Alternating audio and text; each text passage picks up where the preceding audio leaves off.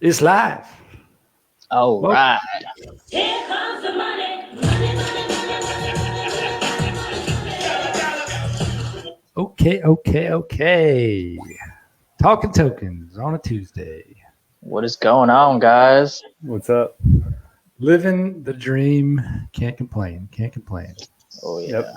There's a little bit to complain about, but what's it going to do for you? Nothing. Just got to buy that dip. Just talking about a dip. We had to edit these tickers here. Unfortunately, we weren't going the wrong direction. Yep. Bitcoin at about 3% down today, about 38. Yep. Well, we should be live on Facebook today, not YouTube. So hopefully we get some people in this comment section. And if you are watching, it said something, StreamYard says, make sure you change something about putting in your name or username or something so we can see who's doing it. I guess your name doesn't necessarily come through on this Facebook thing, but yeah, anyway. I think you got to do it ahead of time. Otherwise, it just shows up as like Facebook user. Right. So Yeah. you might see a comment or something, but I don't know. We'll see what happens. Type your name in. Hopefully we're actually on Facebook going on. So what's new in the John Ma world? Shoot. I mean, as far as cryptos, I just haven't really looked at all. I mean, everything's down, so I figure you just kind of take your mind off of it, just let it chill for a few weeks, and just let it do its thing. Just let it do its thing. It's definitely doing its thing. It came yeah. back. It's fighting. It's like there's still a lot of FUD coming out. A lot of whale manipulation. A lot of like good news at the same time, though. It's like it's almost like people are trying to change the narrative a little bit now that it's going down, which makes sense. People burn it to the ground and then they buy it and they build it back up. Right. I mean, you always got to look at the long-term picture, right? If you zoom out to like a 3 month, like you can tell it just like grew really fast, this winter and spring. Yeah. When correction is zoom out. Yeah. I mean, the correction is, it's needed regardless, so it is. Right. Realistically, if you want to look at like the trend, I might even give it like a month before it actually really starts going up. I think we're going to see volatility for a while.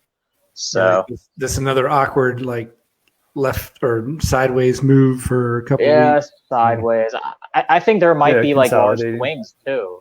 People trying to force it up and it just crashes back down. I think it'll just be kind of volatile for a little bit. But you don't want to get stuck into get lost in the sauce. So just kind of keep your mind off of it and let it do its thing. Unless you're day trading, then. Right. You probably have to pay attention to the charts a little bit more. Hodl on. Keep calm, hodl on. I mean, there was the whales were definitely in the manipulation business of moving coins like I think from 10,000 to 100,000. There was a lot of them that were selling off and then bought back, and you can just see these charts and how the price of Bitcoin just mirrors it perfectly. Yeah. I saw a video from Crypto just talking about that, and it's pretty obvious. And the weekend shakeout.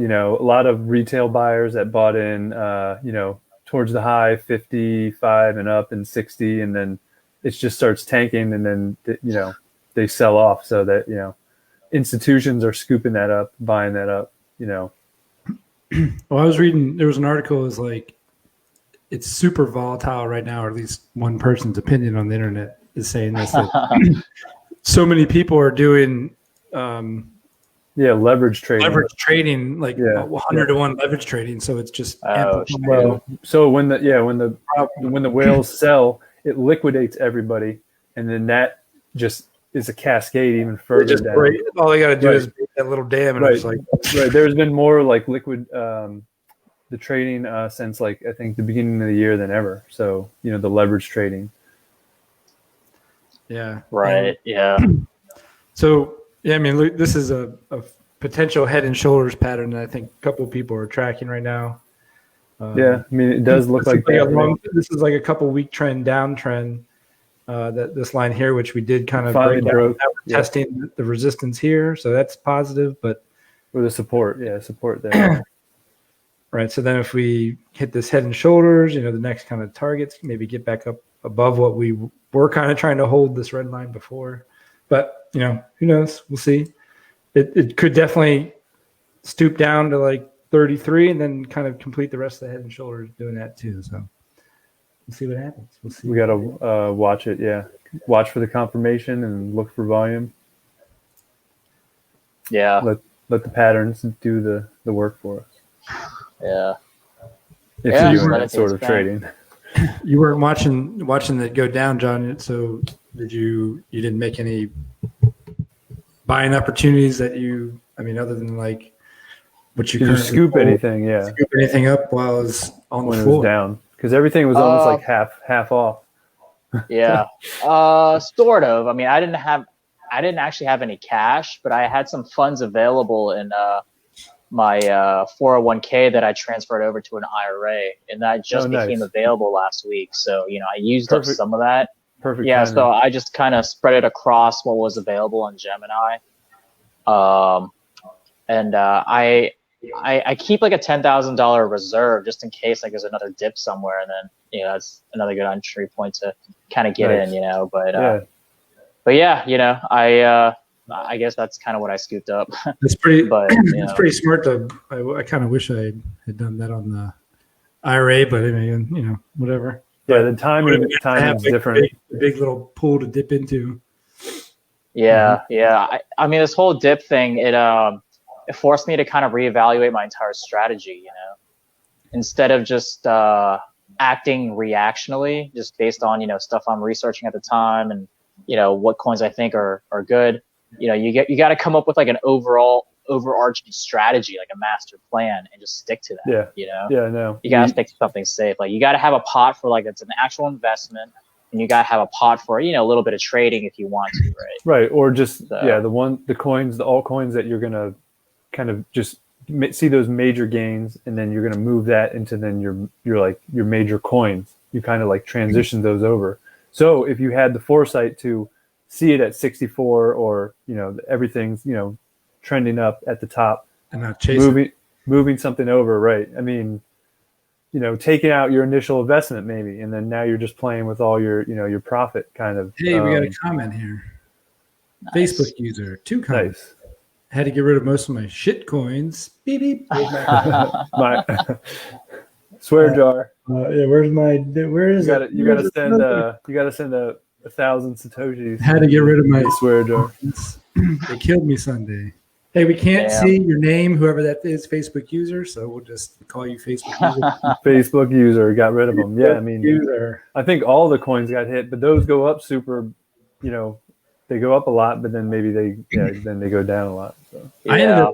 I didn't have a whole bunch of liquidity like you, John, at that exact moment, but I was able to convert altcoins that I was just willing to give up because it's such a good buying opportunity to get ETH and Bitcoin. Right. So basically shed, Doge is gone, my Litecoin's gone, and Matic was like high, so luckily I traded some of that into Bitcoin because Bitcoin was low, so it's like I'm getting some good Satoshi stacking right there. I also bought on the first phase of the dip, so I bought here. I was like, yes, good time. Oh yeah, right. And it was like, boo. I think I got Bitcoin at like 33, which is closer to the bottom, which is not bad. Yeah. I mean, you're never going to find like the true bottom at the time. So I mean, just be happy that you got it under what it was before. Under 40. I got bought under 40 many times. So it's kind of nice just to like have like some limit maybe buys just set, and then you can just stack some money, and then if it fills, it fills. And then boom, it just hits your target, and then it goes. So. Right. Yeah. I mean, the way you look at it is if it's a $100,000 asset, by the end of the year, it doesn't really matter if you bought at 35 or if you bought at 33. Like, it doesn't matter. Well, I guess with Bitcoin just being so scarce, I mean, we were almost getting double the amount of Satoshis, so you're buying, 100 at 2 different price levels. But yeah, no, I understand the concept of that. Yeah. But I guess I'm picky and stingy when it comes to that. I mean, I like John's attitude where it's like, you're buying over the most part. It's just so you're buying $100 like at the moment. Like we're not whales buying it at the time. Like it's fractional differences if it's Yeah, I mean, in the long run, it's not going to be 90% gains down the road. Not that much different. I guess I'm just going to do my best. Yeah. Yeah. Well, that's what you got. You have to try. Yeah. I So- think the trap is like it's so easy to get emotionally trapped into like, one coin or what the price is like at the moment, right? Yeah. I think the way to combat the hype- that is just hype definitely train. have, I mean, it's just so easy to get just to be stuck in that. But I think the best way to combat that is just like literally have like an overarching strategy and just like remind yourself you have this strategy and just stick to it and not deviate from it. Yeah. I think going forward, my strategy is going to be, obviously the main investment holdings are going to be, it's going to be like Bitcoin and the blue chip stocks or the blue chip coins. And I'm going to be using some of the, I guess, kind of the more Wild West meme coins out there as more of a trading thing, right? I mean, I'm pretty confident about a gamble. It's a little bit of a gamble, but if you do your research, like you can tell which ones are going to be big. Yeah. Like, I mean, just look at Kishu. Like, they were able to afford ads at Times Square, Like, I can't even imagine how much money it costed to run those ads. And, I mean, I'm sure they didn't go broke doing it. Like, they probably have, like, a good budget.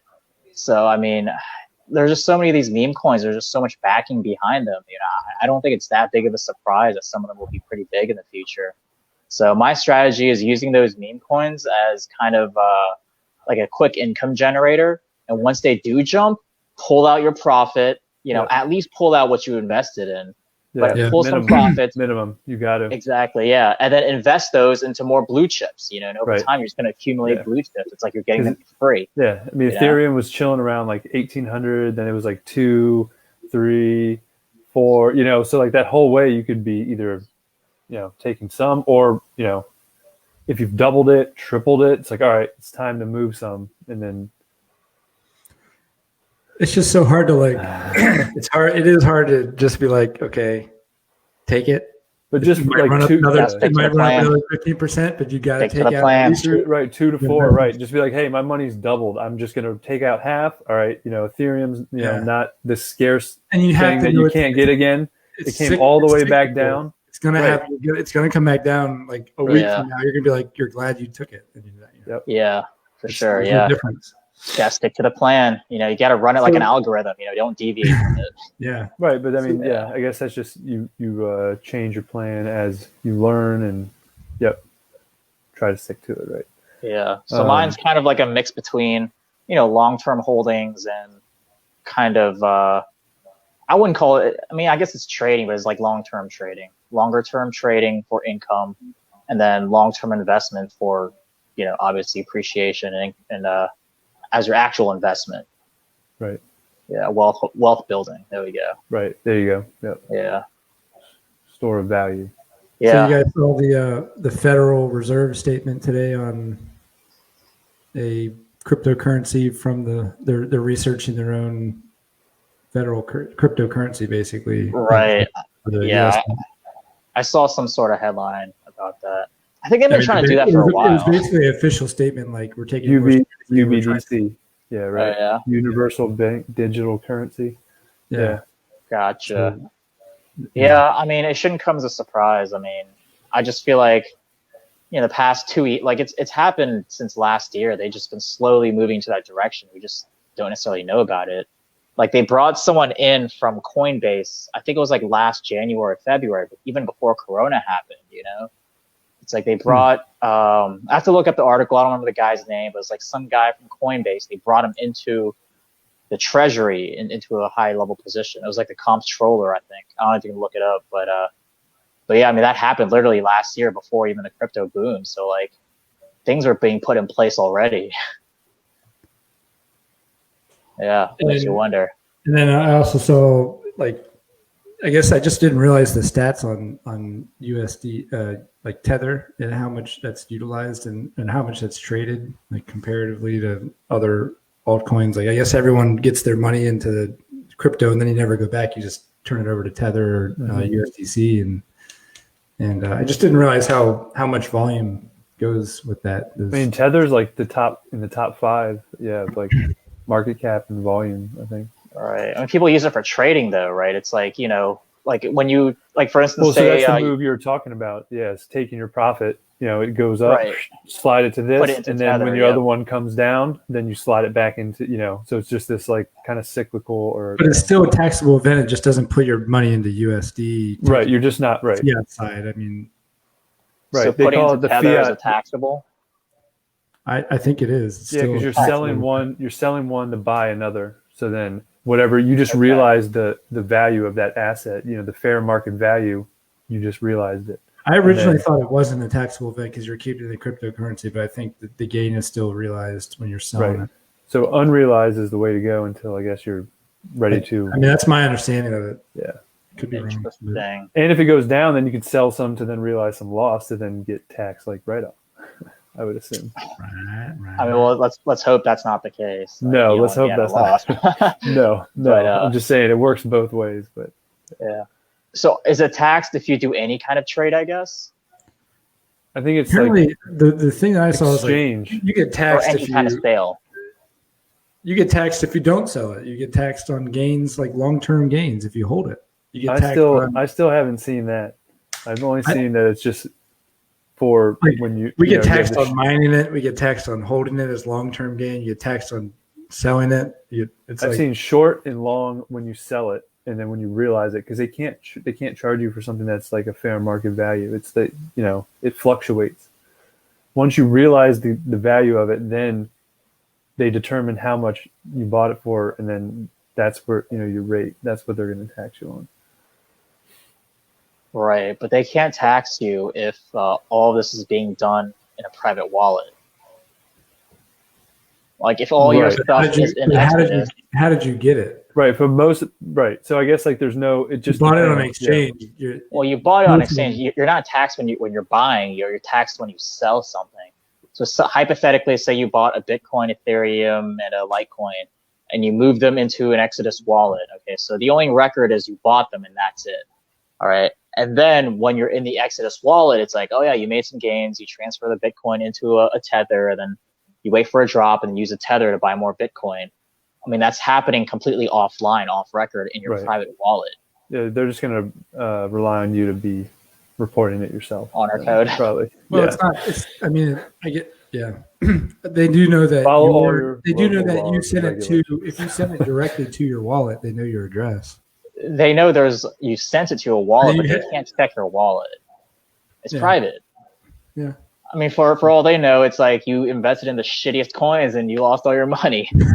Well, and I'm sure you would report that then. But I don't know. I've seen that's not the way we're going. I just watched a video with like a tax dude. Maybe it's just some guy that didn't know what he was talking about, but he was talking about there's gains, unrealized gains taxes. I guess it's similar to regular stocks, but yeah, if you hold a stock and you have unrealized gains, I think that's like a little column in the tax documentation. So they get their money either way. It's like you're making money, you're getting your money somehow, which sucks because it's going to be a hard. I know there's programs that compile all your exchange data at the end of the year, so you probably have to invest in that if you're making a lot of moves. No, definitely, just so you don't have a headache. I mean, or just do your best. It's like, oh yeah, I think I made this much. Well, I mean, if you're not trading like an absorbent amount of money, your gains probably aren't like that great. But we'll see, man. Hopefully by the end of the year they are that great. Yep, we never know. Yeah. Or just start buying shit with cryptos, Start right, but that's going to be like taxable too. So every time you then buy stuff too, then that's like adding more events. Well, here's the thing, though. Like, say I have this Bitcoin. Say I have a couple Bitcoins in my Exodus wallet, and I want to buy like, something kind of expensive. Let's just say like a Ferrari, 458 or whatever, right? I mean, that costs like 3 Bitcoins. Well, say this dealership accepts Bitcoins. Well, I mean, you just transfer it directly to their wallet. Bada bing, bada boom. They would have to. They're going to have to report it. They would have to pay taxes and then report it. Yeah, but they don't report every single one of their clients, though. It's like, okay, this is just how much we made. Sure, they do. They have to report like the transaction that if it's over a certain amount of money. That now they're trying to say that they want, if you move over 10,000 in crypto, that you have to report it to the IRS. Interesting. If you receive more than 10,000, any transfer over that amount, which is Just got to find a private seller. Right, OTC. Well, the OTC market's like drying up. Like there's been more like Bitcoin that's like been coming off, the market. Well, I mean, we're not OTC players. No, we're not. We're not. The institutions go there to buy like cheaper. Binance isn't like, oh, you want to buy one Bitcoin? We'll go on exchange and pay the fee. Right. Okay. Yeah. Oh no, of course no. All right. Well, with that said, let's bring up the crypto fantasy Updates. Probably gonna look pretty. All right. Share. We're gonna share. Add to stream. Let's see where we're at. So you guys had some hard time looking at this last time. So let's see. Yeah, it's kind of small. But again, I'm using my phone, so. Let me see if I can use my zoom. That didn't do shazam. Oh wait, now it's doing something. It's just taking a while. Oh my gosh. How far you roll the little ball? So the Moonwalkers had a really tough week. Obviously, it was a lot tougher. I did like a preview after the dip, and I was like, "Oh my god!" I thought we were going to be more and more negative. We were like 700 or something ridiculous. Yeah. I mean, obviously, I can't really see it, but Dogecoin's at the top, not doing great.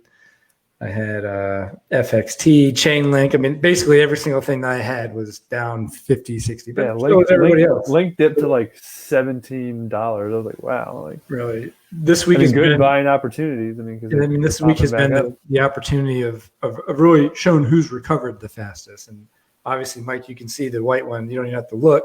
That's Polygon. Oh wait, no. What? I thought that was Matic. Okay, you got AR. Pirate coin. I guess it didn't make that much of a change. It was already shitty, but I guess it just stayed cruddy. I thought Matic went up like way, but I guess comparatively to last week, that's the problem. Yeah, because it was 2.4 right before. Right, and right now it's like 180. It's like consolidating right now, like $1.80. Which it dropped and came back up too. Yeah, right, I'm saying it's been going like Mark Cuban invested and talked about investing in Polygon, so that's probably a indicator that it's going to start popping. I needed to break $2 because that's when I bought. I bought like when it dropped from that 240. Like, yeah, $2, and then it was like, damn it. So you just gotta wait it out. It's gonna be big for sure. Like $2, like a year from now, you're gonna be like, oh damn, I'm so glad I got at $2 instead of 10. Right, exactly. So I'm negative 200, just excellent and poopy at the same time.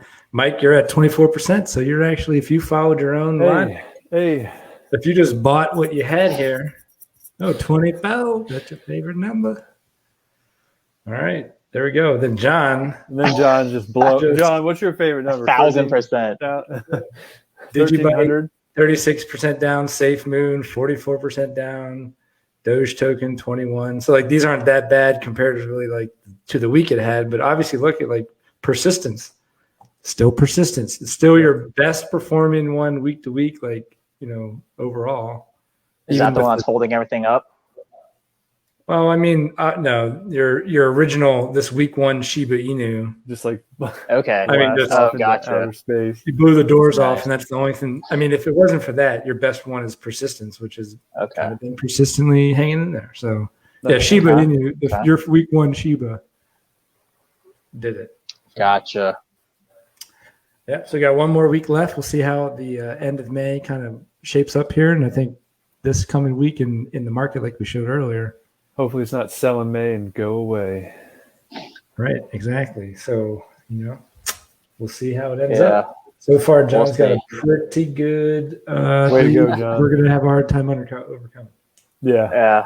I mean, I just wish I bought some in real life, There's a bunch of coins I want to buy, but I mean, I just don't know if I should buy now, if I should just kind of wait for some of the coins to recover now and then buy.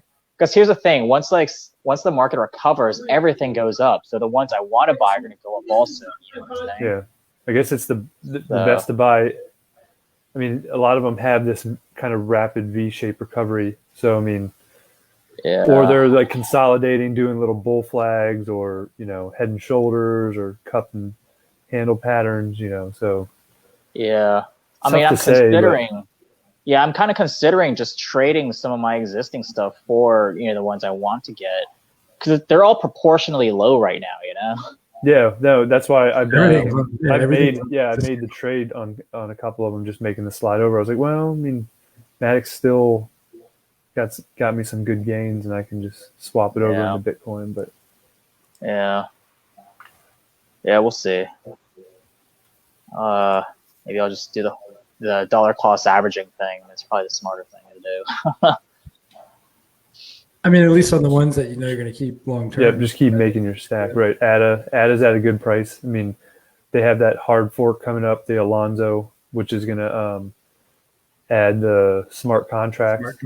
So 90 days, that could just blast off. I mean, what if we go to, we've already seen it at 240. They just hit a million accounts. Million wallets. Yeah, million wallets. Yep. And there's over 70% of it staked on the network. So that's a good sign, kind of spread out all over the world. The smart contracts too, it's like they're giving a bridge to any Ethereum DeFi. ERC20 token. Yeah, they can like kind of so like they can transfer. immediately just move your whole project over to ADA if you wanted to. So Facebook user says IRS enforcement division is looking to recruit people to crack cold storage devices. Yeah, I saw that. Crack as in like hack them? Yeah, they want access to the wallets, to like the ledgers and the Trezors. So they're gonna hack people's wallets? Maybe like the iPhone, remember? What about it? I think at one point they were trying to like get someone to do it for them, right? Wasn't the FBI? They couldn't do it, and they tried to get. I mean, but then if they can do it for them, are they getting into the Trezor has its own protections? But I guess it would go if you got into it, you'd see the key, the private key, and then you have the. I mean, you could. I mean, they need to get to the key. I mean, that's the result. Right. Well, because then if you have how the key, hackable is it? I thought they're supposed to be unhackable. I mean, I think it's encrypted just like anything else is encrypted. So as long as encryption's good, then right, and you're not going to guess the password. In theory, right now, there's like no way to. I don't think anybody has a great way to break a 256-bit encryption or whatever. Unless they force you to do it, yeah. Well, I mean, that's not breaking it. It's just. Are they going to use white hat? Are they going to use white hat? Hackers to help them break into these things? Is it possible? Well, when I was telling Mike earlier, I was watching just a breakdown on like proof of stake and proof of work from the creator of ADA,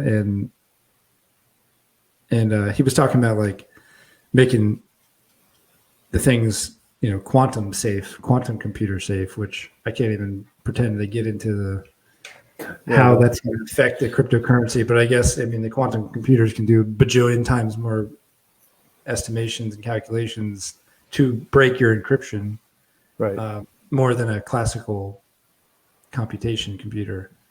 Do you know how it works? Do they just guess a bunch of passwords in order to break into a? Yeah. I mean, it's probably like rolling a die. They probably it's like rolling a die millions of times. That's what mining is. That's what mining just is. Rolling a dice. Password is basically solving an encryption by guessing. You just guess. So it's just like someone hid something in a box, and how many boxes can you open? And that's just how many combinations can you create to then continue? The whole thing of mining, why it's hard to mine a block is because it's like guessing. And if I told you to go find an atom, give me the coordinates of an atom in the universe, you have to go tell me where it is. Go, John. Go find this atom. Where's the coordinates in the universe? That's how hard it is to break. That's how many possible locations of possible solutions there are in that encryption in the algorithm. So that's how hard it is to mine a block. You're guessing within a certain tolerance. Your miner guessed the right answer to get within a certain tolerance of that one atom that they said go find. And that's just like winning the lottery. But to solve someone's encrypted. That's why cryptography is great, because that's also that hard to guess, your encrypted hard drive or whatever you're encrypted. So definitely makes it pretty hard, I'd say. Yeah. The other good news was, or I guess not good news. I don't know if it's good or bad. I'd like to hear your thoughts on it. But the crypto mining council that Elon and Michael Saylor and a couple other the major Bitcoin mining facilities have got together to start a Bitcoin mining council, which will effectively defeat fake news on energy, consumption, and or try to set standards at least moving forward for the industry, which I think is Elon tweeted reasonable. again.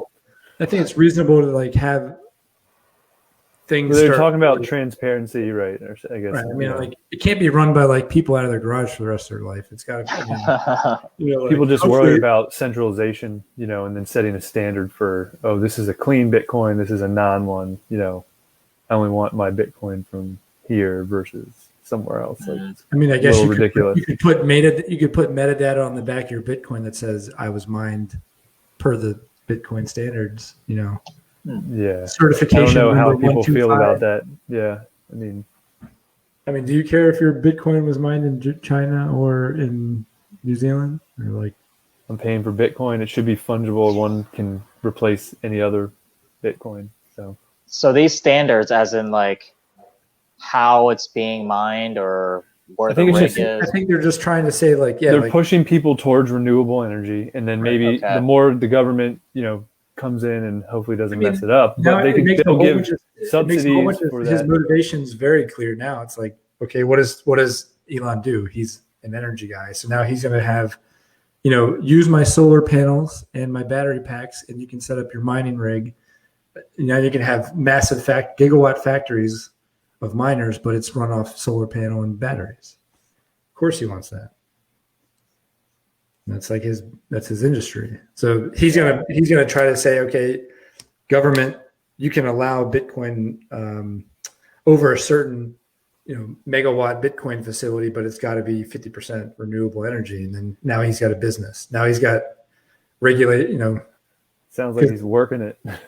It's like an unregulated market. Unregulated market, and he can just tank it with a tweet. Well, that's what it seems like. Bitcoin sucks because it's energy. It consumes energy. He's in the energy business, right? But it doesn't consume more energy than dryers or AC, Christmas lights, gaming. It's like right. So he's starting an energy council. We need to shoot down this FUD. He's going to help sell his product to the Bitcoin miners that are now regulated by the Biden administration because they don't want to let go of it. If they're shutting down a lot of the, some of the mining in China, that's good. That will break up some of that centralization there and then bring it to, North America or other places. They're even talking about Kazakhstan or Africa, I definitely if you got cheap energy. They aren't 70% of the mining of the world. Right. Yeah.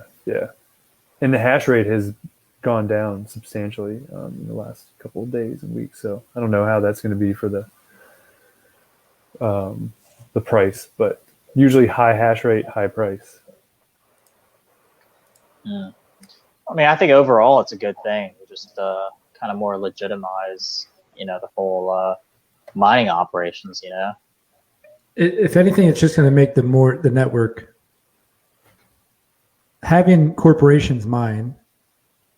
I think is okay. It stabilizes and secures the network. You got to have large operations. Yeah, it's part of it. Yeah, people making money mining and doing it, and more people mining. Then those people sell to the people that are going to sell to you for the most part, right? Someone needs to mine it to then produce it to then sell on the OTC or to sell to exchanges. Well, eventually the mining doesn't. The mining and the reward of the mine goes away. It'll only be mining for transactional purposes at some point. So, but the more you have mining, the more people are making blocks, the more secure it is, the more hashing power it is to overcome the hashing as a criminal, as a threat, adversary to the Bitcoin network. Right, like a 50. If there's this much hash power out there, you have to overcome all that hash whole power thing to dominate the next block. To force your will, you have to be more powerful than everybody else. So the more people mining, the more secure it is. hopefully more states will then, incentivize it. Yeah, we'll see. Apparently Miami's like Bitcoin, or like crypto city or something. So Oh yeah, certain places have already started to. There's a We Bitcoin did get a new conference. comment here. IRS enforcement division is looking at recruiting people to crack cold. Oh, you already said that. Oh yeah, yeah. Right. Read that comment? Why You did did. Yeah, no, I was reading it earlier. Yeah, Okay, I that's didn't where I realize saw that. it. All right. Well, Yeah. I'll leave it up there. Thanks for commenting. We appreciate it. Yes, whoever you Share are, it with friends. anonymous. Yeah. Whoever you are, write your name in the comment. Yeah. So speaking of Miami, there's going to be a Bitcoin conference. I think like June 4th or something. Yeah, I saw you Miami. were interested on it on Facebook, and then I sent Okay. an invite to Adam and like a couple other Nice. people. Nice. Yeah, I'm kind of curious what it's like. It was like the BitPay 2021 conference or something. BitPay, Bitcoin, Right. or BitPay Well, is going I'm to kind be of there. curious. Right. I'm just kind of curious what it is. Like, do they just basically invite a bunch of influencers? They kind of go up on stage one by one, talking about their thing, I selling. think it's some similar product to or what the service. little cryptocurrency little fair thing or whatever they had gathering I earlier. mean, I'm sure it's probably like crypto Advertising interfaces. Like, for how that can stuff. companies use Bitcoin at the mall, or how can you use cryptocurrency at the mall? How can Well, BitPay is like that credit card system where you're paying, with your crypto directly for things, So it's like they're going to be there doing giveaways, talking to people about it, Okay. new promotions and stuff. And I'm sure So they'll be learning things for like new and upcoming white papers, from the industry. new projects, Go there and changes. learn. Okay, that'd be cool. Investment strategies. I'm sure there's like other exchanges. Obviously, new coins coming. New coins. Yeah. Are you putting that cool. on your calendar, John? I don't know, I'm thinking about it. I mean, there's nothing stopping me from going. Yeah. So what was it? 2008. We were going to Miami for Electric Zoo Festival and Ultra. Now in 2021, we're going down for Bitcoin For currency. Bitcoin, it's funny. Yeah. Not riding the train to Jersey. Times have changed. Yeah. No, that's cool. So you mentioned BitPay. I keep seeing ads for it, but I never really paid attention. You said it's a credit card where you can make payments using crypto. Yeah, so I think it's just like linked to your crypto account, and then you just Gotcha. oh, I want this, I want that. Are they just a middleman between fiat? So like you're using your whatever you have on that coin, it makes the instant transaction, whatever it's worth at that moment. I think so. Pays the vendor. Yep. So I mean, it is that could be useful. Right. So I mean, yeah, BitBoy was talking about like, hey, that's kind of a way to like take some of your profit if it is up and you are, riding high with BTC, then, but I don't know if I would spend that, but other alternate coins, maybe then spending them that way is a way to kind of take profit. Obviously the most ideal is not that middleman and the people accept the currency on the other side. You're still spending a fee. You're paying that BitPay, whatever. Yeah. Yep. No, so it's a convenience thing. So I'm more looking for a card where you're spending fiat, like a credit card, and then you get paid back in your rewards in crypto. Oh, so that's BlockFi. They just upped it. They just upped their rates. Yep. Gemini's coming out with one also. Yeah, BlockFi just went to 10% for their stable coins. 10%? Yeah, I think so. Holy crap. No, I'm saying they upped their rates on their credit card that they're proposed. Right. Well, I think they did that too. So I'm just interest or rewards. Pretty sure that interest. I'm pretty sure I'm talking about the interest, and then there is like other rewards that Adam's talking about. But okay. Well, I mean, I always pay off monthly, so I mean, the interest doesn't really matter. No, yeah, I'm talking about rewards. Like you get 3% cash back. Reward interest. Okay. Right. So 3% in Bitcoin on every purchase. On everything. Yeah. So it's like okay. That's nice. You said it's 10%? No. 3. Oh, it's 3. Okay. 3's pretty good. 3% on the credit card. Mike's talking about staking on BlockFi as a service. Yeah, if you stake your, stable coin, they went from like 8% to like 10% now, I think, which is pretty good. So that's a good way to put your stuff on there. You convert it over, or just keep it balanced there anyway. If you're gonna, Yeah. Okay. Yeah, that's not bad. That's pretty cool. Yeah, 3% rewards. That's it's pretty much as good as it gets, to be honest. And you're getting Bitcoin, so it's even better. Right. I don't know if you can change that because they'll allow you to change your interest payments. So if you want to like get it all in Bitcoin or you want to get it all in Ethereum, it's like the flex. Okay. But yeah. Annoying. Whoops. Flex payment. Yeah. I mean, either way, 3% is as competitive as it gets. Like even with the best credit cards, it's like 3% for the first, 60 days or whatever, then drops down to like 1.5%. Yeah, I'm not sure if there could be some, droppage. Stipulations and Right. terms. Yeah. It was like within probably. the first 3 months, if you spend this much, then you get up to this much back. But Yeah. hey, Probably. just use those things to your advantage, But I think it's the waiting list for that card. There's over like 250,000 people. So. Oh wow! So it's not even out yet. Well, I think it's just like you're on the waiting list for it, and as gotcha. you become available, they give it to you. But, okay, I see. Yeah, and I think there was one on Coinbase too that they were offering. Eventually, most people are offering some sort of card that way. Yeah.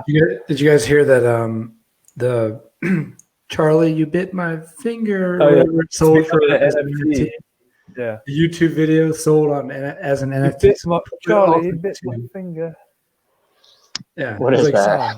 It's like you never seen the little baby. It was like a little viral video. His little brother bites his finger, and it's just like an old viral video from like 2009. Just a good laugh. Yeah. But the I don't family remember. sold it. The family sold the video as an NFT for $800,000.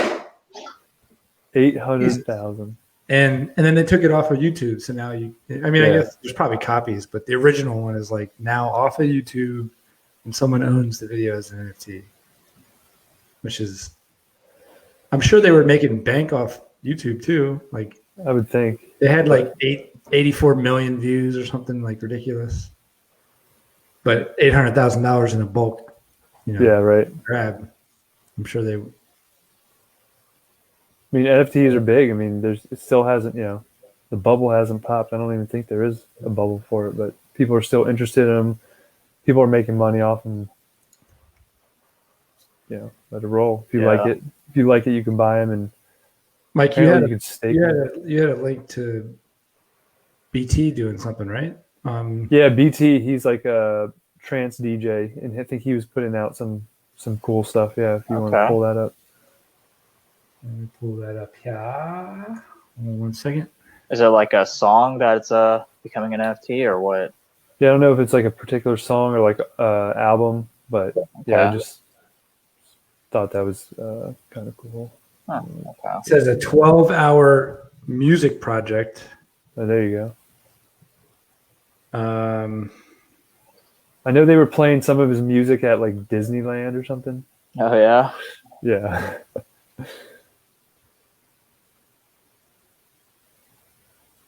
But more, artists and musicians kind of move into the space and then sell it, and then they're getting tons of money for it. So, wow. So those can be good investments too. If you buy these ultra rare NFTs and then hold them, they can be pretty valuable down the line. Yeah, it's a fully programmed 24-hour artwork that will repeat daily as long as the internet is around. Music and visuals tell a journey. So like this. So it's like a digital album video that just continues to play forever. But it's like in real life, I guess. Is it on loop or what? Is this real life? Yeah. Like that looks like a real picture, right? That's not like a. Yeah, I don't know. I mean, is this playing like the same video over and over on loop, or how does that work? I think so. I mean, it's just probably. It's just tokenized. Okay. It's a totally immersive musical experience. There you go. I don't know. I guess you could put anything in the NFT. It's like synesthesia. Huh. All right. Markets are going green. Here we go. See a coin. Yep. Let's see a blast off. XRP, Mike, you were talking about maybe trying to dig into that. John, I know you had that on your radar. I think we got to be bullish on XRP. I'm in the profit. Matic just hit 2. Did it? Nice. Ooh. Solid. Nice. Look at that bull flag breakout. You see, I won I bought in right here. I was like, yeah, this is going to be good. I bought in at I think 76 cents. I think That's I was pretty still good. like late. I was still late because one of my buddies told me about it like some Sunday, and I was like, I'm tired. I don't want to look at this stuff. And then the next day it was just like 30, and then it went to like 76. So I caught it Oh there. man, Yep. But bull flag It's all breakout good. there. That's good to see. That's a good indicator. And the East's about to try to pop over 3,000 tonight, so that'll be cool. Yep. May have to take some profits from that, but you got to watch out because they have that EIP 5059 London coming, which apparently it's like they're calling it like the triple halving or something, where it's like it's going to start burning a bunch. It's equivalent to Yeah. 3 halvings of Bitcoin. Yeah, they're going from like 4.5 to 0.5 in rewards. In rewards, right? So like the miners aren't going to be making, but that means immediately with no other increase in coins or that much of a deflate, there's not that many Bitcoins being minted anymore. Immediately the supply is, or the demand is whoop. Right. And so that, should affect the price on the other side. So, maybe that's where we see the 5K, 10K prices. Yeah, hopefully. Come around. Hopefully. So, I mean, yeah, that's big. And then, I think the ETH dominance is just, trending up. Awareness for Ethereum, more people are talking about it, tweeting about it. And then I think ETH spot volume just the other day passed Bitcoin like for the first time. Oh, it's wow. what volume? Spot Just volume, like spot volume. volume. Yeah. Yep. So it's volume per the day or the month or what was that? Like I don't know. They just from what I read, it just was speaking spot volumes. I don't know if it was for that day in particular. So maybe it overturned it by a period of candle, right? So I guess it could be like a monthly candle. Yep. I mean, I've seen more and more articles like, is ETH going to overtake it? Is he going to be the king? It's because I guess some people. I mean, it's got a lot of uses, yeah, we'll see. But it's got a lot of competitors too. So Cardano's sitting here about to do its smart contracts. Both. It's already proof of stake, and I guess. Yeah, I mean, I think either way, both of them will be around long term. I agree with that. Yeah. I forgot what article I saw. I think it was in the Facebook group. Someone posted it. They said, the reason why both of them will be around long term is because, Ethereum alone or Cardano alone can't do it just because of just the number of, I guess things it's got to serve. Like there's too many people and there's like a usage for both of them, So right. you need both for scaling, for mass adoption. So. Yeah, I mean they can work with each other. Binance, Smart Chain. I mean, there's enough chains out there that can handle the volume of everyone. Yeah, plus there's these projects coming out that integrate all of them together. Where'd your dog come from? It looked like it came out of the closet. That was Doge just rolling out. He was like pumping dope. No, he was on the bed right here.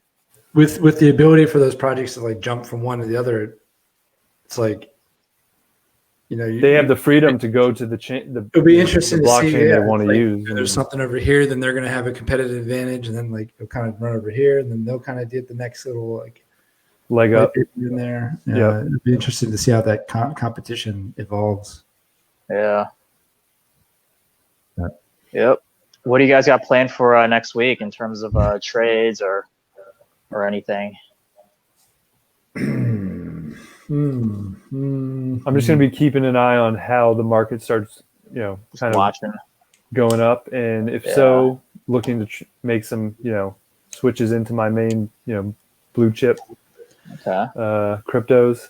Just hodling. That's it, man. I mean, just just got to hold on. Yeah, definitely staying away from Femex.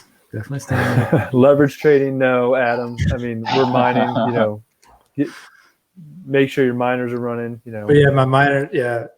All the miners are set to Bitcoin right now. I'm just trying to fill a hole that I made a little bit. 1,000 satoshis a day for 1,000 days. You get a But Mike, you Get a experienced Bitcoin. your first Bitcoin failure or minor failure, I guess. Right. Yeah. Just had like a board go out from some Oh corrosion, man. but they're made to like run even without that They're like board. So there's modular like or modular. modular. Yeah. But So it's you're down running. a hash board, so now you got to figure out how to get one or where you're going to source it from. Yeah. Well, the guy that like sold me some of them, he said that he has a guy in Jersey that like repairs them. So I may be able to get one for cheap.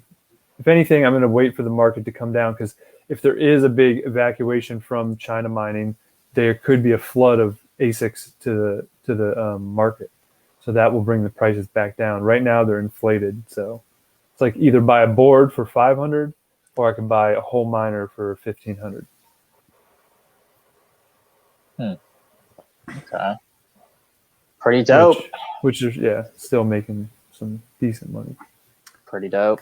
Okay. Yeah. I mean, I think my outlook is looking for, I guess, just continue to stack like I normally am. Keep holding to the plan. I like I said, I kind of cleared out of some of my little Smaller side coins. to consolidate a little bit. So I will look for the next opportunity to jump back into one or two of them. I really like trading Binance. I don't have any Binance right now, so really? I want to get back into that. Okay. And I'll probably buy into Doge again at least at some point. I'd like to it's probably going to pump again. I got rid of it. I'd like to buy take another swing at it and make another like 400. But yeah, you mentioned XRP. I mean, I think that's once that gets cleared and everything, I think that's going to probably have some room to run also. Yeah, I agree. Funny thing about XRP is it doesn't really follow any kind of trends. If you look at its movement, it almost seems arbitrary. Is that just based on like what it does functional wise? It's not like really an asset. It's more of just like a payment settlement. So it's just there's always stuff to settle. There's always payments to transfer. Money always needs to go somewhere. So I mean, most of these generally follow the Bitcoin trend until they have some like reasonable reason to deviate. But maybe XRP is just they had the lawsuit thing or like whatever. And I mean, they've been around for a while. They're in the like top 10, right? I mean, they definitely followed the dip this week, and now it's doing the same thing. So now it's following the trend. Right. Yeah. Okay. So it is following, but yeah, I think there's definitely some good opportunities, and when it drops, everything drops 50%. If you do have that cash to kind of buy back in, Solana look nice, Aave, some of these things that are going to recover well and then continue to blast off. Yeah, I'm just kind of holding as well. Probably for the next month or so. I mean, I think it's gonna be pretty volatile, to be honest. We're probably gonna see something that mimics a V-shaped recovery. Then it'll probably drop again from some media news. Dead count bounce. I just feel like it's gonna do that for a while before we see like a real rally. Yeah. So you're not in a bear market yet? You're still. No, I mean, I don't think it's bear. I just think it's really volatile. Which that's part of it. So if you can't handle it, then we're investors, not gamblers, not short term, but trying to be. The biggest thing I'm waiting for is just like a total recovery, from what it was before. It was fun for that February to March run. I mean, it was every day. Like, because you just think, it's never going to go lower than like the Tesla buy, and it's like, they're like, we have diamond hands, we didn't sell, but then now it's lower than the Tesla buy. So right, I guess the whale manipulation, the shakeout of the retail buying from the top to the bottom, there, and then, but that just gives you this better opportunity to buy more, buying Bitcoin around 30, 33, 35, under 40. It's a very healthy get to a bottom, and then let's just keep rolling. Now we bottomed at 30,000. Okay, now right. Well, usually it does up to 120. It does the 21-week EMA like every 13 weeks or something. So we went like 22 weeks plus. So it was way overdue, and then we got this major correction. The further we went without it, the more we would have dropped. It's not out of the ordinary to see these drops and then recoveries. So And then once it does do its kind of sideways wiggle, then it then just shoots off, and then you never see that level again. So, or so you think. Yeah. I mean, when in doubt, zoom out. So yeah, true. That's true. I think it's still up like 1,000 or a couple 100% over the last year. Yeah, 600%. For sure. Okay. Well, looks like our stream has continued to work on. I've seen a couple people popping in. We had 1 or 2 viewers every now and then. It's better than what we're getting on YouTube. But appreciate everyone watching for sure. Yep. And just tune in for next week. We'll be here. Right. New subjects. We'll see how it goes. Make smart moves. Get wrecked. Always play position of strength. That's right. In the pipe, 5x5. Here comes the money, money, money, money. All right, guys. All right. Till next time. Adios. Good luck investing. Peace.